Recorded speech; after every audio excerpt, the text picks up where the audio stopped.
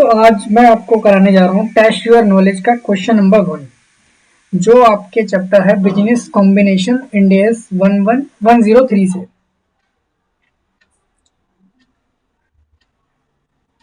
तो सबसे पहले मैं आपके लिए क्वेश्चन को रीड करूंगा।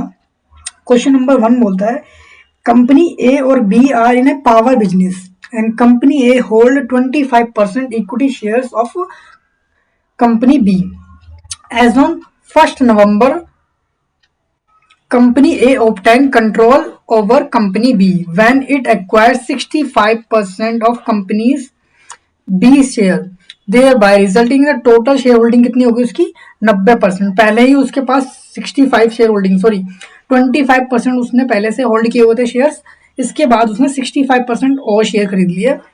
तो इस दिन इसके पास क्या हुआ, 1 नवंबर को खरीदे इसने शेयर्स, तो इसके पास क्या हुआ, कंपनी बी का कंट्रोल आ गया और इसकी टोटल शेयर होल्डिंग 50% से ज्यादा हो गई, कितनी 90% हो गई।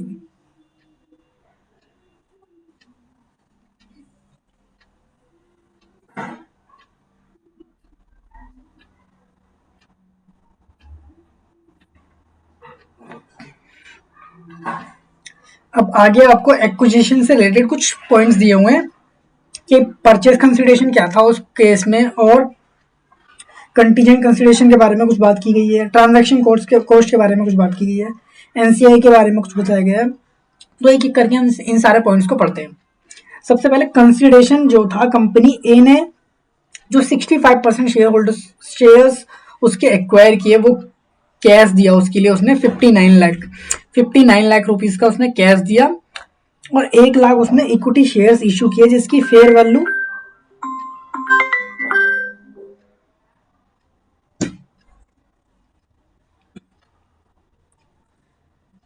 जिनकी मार्केट वैल्यू कितनी है 10 रुपए पर शेयर, यानी कि 1 लाख इंटू 10 लाख रुपीस के उसने शेयर्स दे दिया और 59 लाख रुपीस उसने कैश दे दिया। अब इसके बाद साथ ही साथ उसने कंटीजेंट कंसिडरेशन भी दिया। कंटीजेंट कंसिडरेशन का मतलब क्या होता है, ऐसा कंसिडरेशन जो आप एक कंपनी को एक्वायर करने के लिए पे करते हो, कब, फ्यूचर में, किसी इवेंट को पूरा होने के बाद। जैसे सपोज करो उस कंपनी के प्रॉफिट, आपने जब कंपनी एक्वायर करी उसके बाद उसका प्रॉफिट बढ़ गया 10% से ज्यादा, 10% से ज्यादा बढ़ गया, तो आप उस केस में ये वाला कंसिडरेशन पे करोगे, अदरवाइज आप नहीं पे करोगे।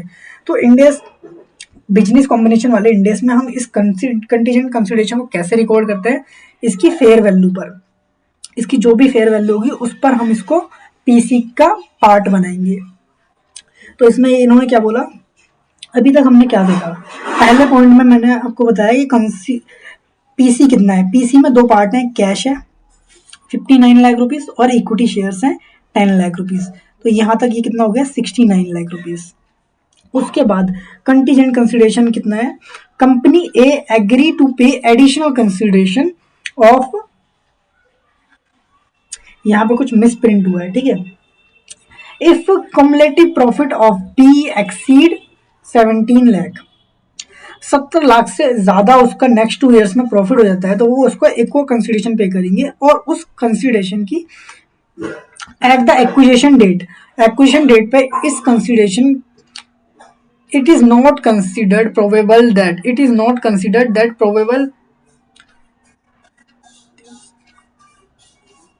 his extra consideration will be paid।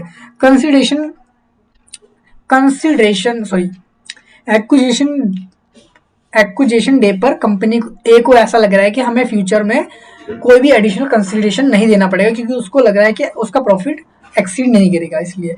But fair value दी गई है आपको कंटीजेंट कंसिडरेशन की एक्विजिशन डेट पे 3 लाख रुपीस।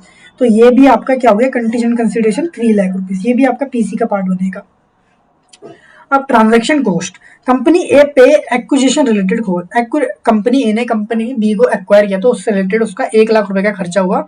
ये खर्चा किस में जाएगा, पी एंड एल में सीधा, ये इसका बिजनेस कॉम्बिनेशन से कोई भी रिलेशन नहीं है। अब एनसीआई के बारे में देखो, fair value of NCI is determined to be 7,50,000 at acquisition date on market prices, यानी कि फेयर वैल्यू मेथड यूज करके इन्होंने एनसीआई का बैलेंस बता दिया आपको 7,50,000 आने वाला है।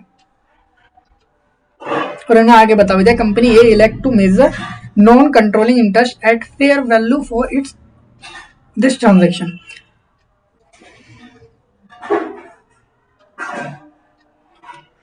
Previously held non-controlling equity interest, company A had 25%, उसकी कंपनी ए क्या करती थी पहले से, यानी कि कंपनी ए के पास 25% शेयर पहले से थे, तो उनकी जो फेयर वैल्यू है उसकी यहाँ पर आपको फेयर वैल्यू बताई गई है एक्विजिशन डेट पे, यानी कि 1 नवंबर को उसकी फेयर वैल्यू क्या थी वो बताया गया है आपको।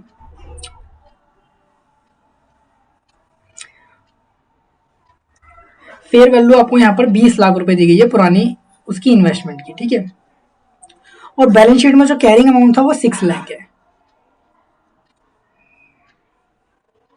और fair value of companies B company के नेट आइडेंटिफाइबल जो असेट्स हैं एक्विजिशन डेट पर, उनकी फेयर वैल्यू आपको 60 लाख रुपीज दी गई है। डिटरमाइन इन अकॉर्डेंस विद इंडेस 103, यानी कि इंडेस 103 के अंदर जो नेट आइडेंटिफाइबल असेट्स आती है एक्वायर कंपनी के, एक्वायरी कंपनी की, वो आपको 60 लाख रुपीज दी गई है। अब आपको डिटरमाइन करना है इस अकाउंटिंग स्टैंडर्ड में, अब आपको अकाउंटिंग बतानी है इस ट्रांजैक्शन की, कंपनी ए की बुक्स में क्या होने वाली है।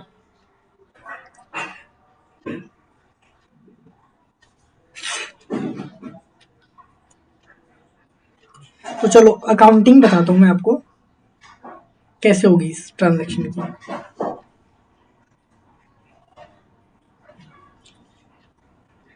सबसे पहले हम क्या करते हैं,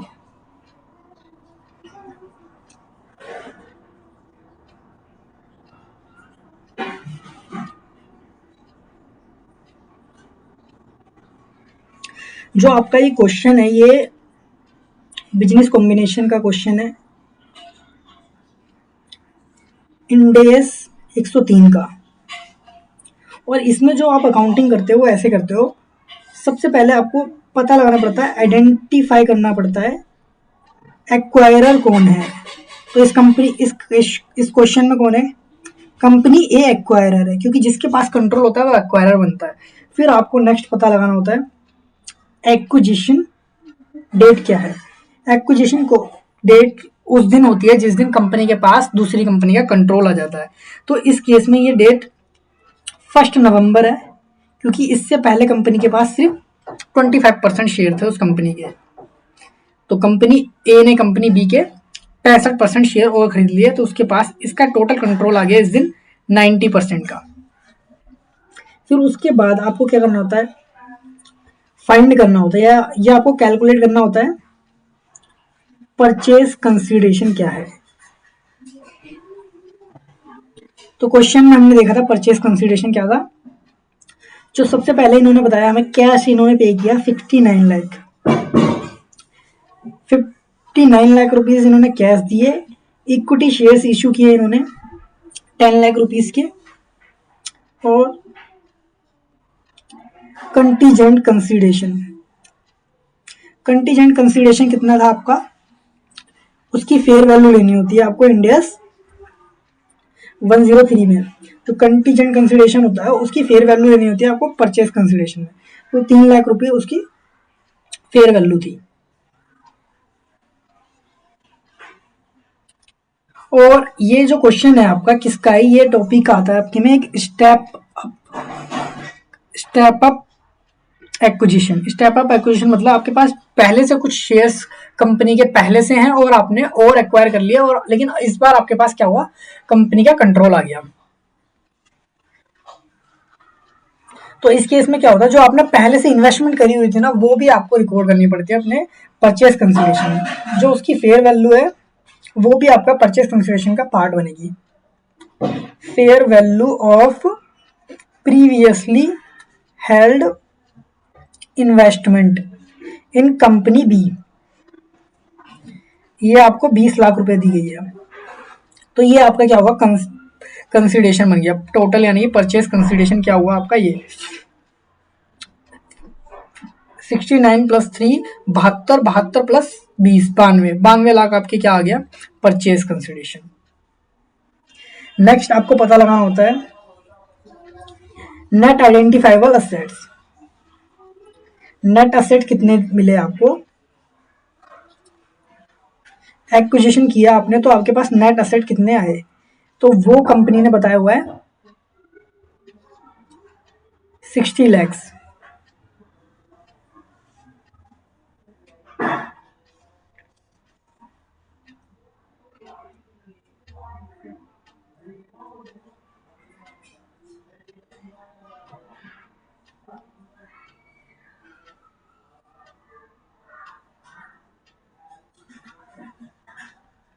ठीक है, 60 लाख इसके नेट असेट्स हैं। उसके बाद आपको एनसीआई की वैल्यू भी दी गई है।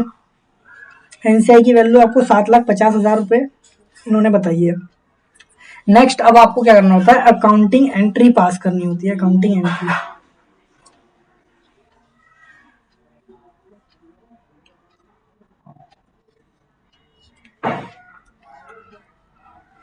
अकाउंटिंग एंट्री आप कैसे पास करते हो, सबसे पहले जो आपको असेट्स मिले,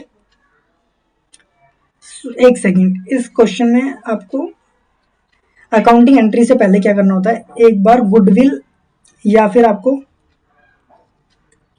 कैपिटल रिजर्व पता लगाने होते हैं कि कंपनी के एक्विजिशन करने पे कंपनी को फायदा हुआ या नुकसान हुआ। तो इसके लिए आप क्या करते हो, आपने कितने पीसी पे किया कंपनी को, कितना पीसी पे किया आपने, 92 लैक्स। और एनसीआई कितना आया आपके पास, एनसीआई की लाइबिलिटी कितनी आई, 7,50,000। इसमें से लेस करते हो आप नेट असेट। नेट असेट आपके पास कितने आए, नेट असेट आपके पास 60 लैक्स आए।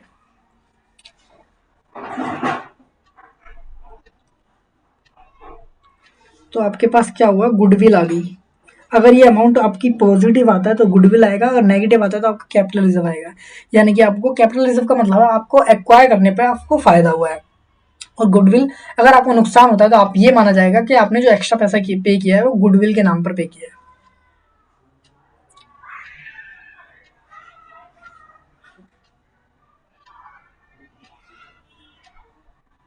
ये आ गई आपकी 37,50,000 की गुडविल आ गई आपकी। ठीक है, अब आपको एक जर्नल एंट्री पास करनी है सबसे लास्ट में, जो आपको अकाउंटिंग बतानी है, जो आपसे क्वेश्चन में पूछा गया है अकाउंटिंग कि अकाउंटिंग क्या करनी है आपको। सबसे पहले आपको क्या करना है, नेट असेट डेबिट कर देने हैं 60 लैक्स। फिर आपको गुडविल डेबिट कर देनी है, जो आपकी अभी हमने कैलकुलेट करी। फिर आपको परचेज कंसिडरेशन डेबिट करना है, वो भी अलग अलग कंपोनेंट्स है उसके। कैश हमने कितना पे किया वो डालना है आपको यहाँ पर। उसके बाद इक्विटी शेयर्स आपने कितने के इश्यू किए, 10 लाख रुपीज़ के, वो यहाँ पर डालने हैं। और साथ में आपने कंटीजेंट कंसिडरेशन पे किया, इसका प्रोविजन भी बनाना है आपको। ठीक है, प्रोविजन बनेगा ये, provision for contingent consideration 3 lakh rupees, fair value पे आ गया ये। और हाँ, एक आपको जो आपकी बुक्स में पहले से इन्वेस्टमेंट आ रही होगी, जो इन्वेस्टमेंट आपने 25% की कर रखी थी कंपनी बी में, उसको डी रिकॉग्नाइज करना है, तो उसको आपको यहाँ पर क्रेडिट करना पड़ेगा। इन्वेस्टमेंट इन कंपनी बी, इसकी वैल्यू तो 6 लैक्स और इसकी फेयर वैल्यू तो 20 लाख। तो आपको क्या हुआ है, फायदा हुआ है, यानी कि आपको 14 लैक्स का फायदा हुआ है। जो आपका गेन आएगा, gain on remeasurement of investment, gain आएगा तो आपको कहाँ पर डेबिट करना है उसको, गेन आएगा तो आपको क्या करना होता है, क्रेडिट करना होता है। ठीक है, गेन ऑन इन्वेस्टमेंट 14 लैक्स। अब देखो आपकी एंट्री मैच हुई नहीं हुई, ये आ गया आपको 97.5 और ये कितना आ गया आपका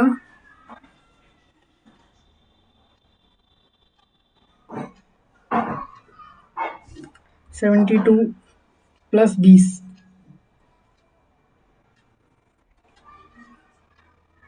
हाँ, एक चीज इसमें हमने भूल गए अभी, एनसीआई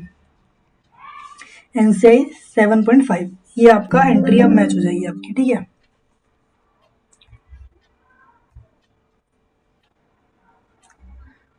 तो ये क्वेश्चन हमारा यहाँ पर समाप्त हो जाता है। अब आपसे मैं मिलूंगा अगले क्वेश्चन में। अगर आपको मेरी सीरीज पसंद आई तो उसको लाइक करें, सब्सक्राइब करें, कमेंट करें।